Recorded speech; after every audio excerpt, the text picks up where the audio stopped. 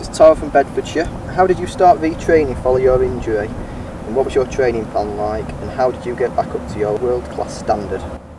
Well, after my injury, it was a really slow process back into training, to full training. So I had to basically just start learning how to walk again properly, and then started jogging a bit. Lots of rehab. So I did a lot in the pool, a lot of stuff in the gym and on the bike, just trying to take as much load off my feet as possible, and just because you lose a lot of muscle waste, well, you get a lot of muscle wastage in your quad and your calf. So it was just really like building that back up. But yeah, once I kind of progressed through each stage, and then eventually I was able to get back into full training around about, I think it was November, December, and I was able to do a bit of hurdling, but everything again was kind of back to basics. But then as soon as I could get back into everything, things started moving on quite quickly, and my strength came back quite quickly, and running and everything like that. So it was a long process, but I needed to do it to make sure that I didn't end up going backwards and causing any more damage to my foot. Marty from Derby asks if you could change one or more heptathlon events. I like this question. Which would it be? What would you like to replace? Oh, I would definitely take out the 800 metres and I would probably maybe put the 100 metres in. I think that would be a good finish, a good finale to the heptathlon. And I don't know, I enjoy everything else. Maybe take the shot put out, but I don't know what to replace it with. Back into the Mary Peters Day, pentathlon. Yeah, pentathlon, yeah. Pentathlon over 2 days, that would be good, yeah, definitely. Have yeah, you done Mary Peters, do that. by the way, have you? Yeah, I have, yeah. Ever done a quadrathlon? If so, what were your results? Never done a quadrathlon. Chris O'B in Watford asks, is Jess hoping to break the British record for the 100 metre hurdles this year? Maybe at the Euros? I would love to break the British record in the hurdles. I think it's just, I don't want to get too wrapped up on it and too focused on it. I think, you know, if it's going to come, it will come. I just keep training hard and try and push my time, and hopefully have a few opportunities, you know, to get some good hurdle races after the Europeans as well. So yeah, we'll see what happens, but I feel in good shape. I feel like I'm capable of doing it. It's just getting the right race. What's the hardest event to train for?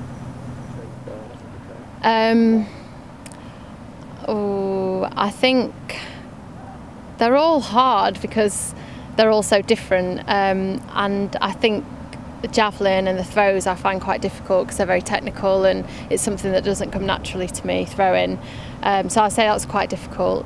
And then the 800, all the 800 metre work's quite hard. Obviously most of the events are quite speed, explosive based events in the heptathlon, and then you have to make sure you get the aerobic work done for the 800, so sometimes a bit of a shock to the body, and it's a lot of lactic in the legs and pain, so yeah, I'd say that's quite difficult.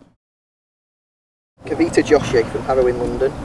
Hi, I'd like to ask when Jessica first realised she had real talent for athletics, and which athletes, if any, inspired her during her career?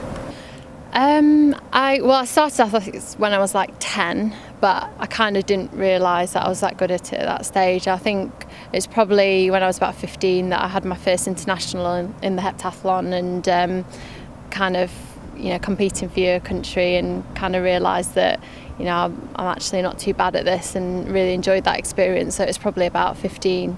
But I remember coming to Don Valley and watching the McDonald's leagues, and watching Mick Hill and Linford Christie, and, you know, all those people compete there.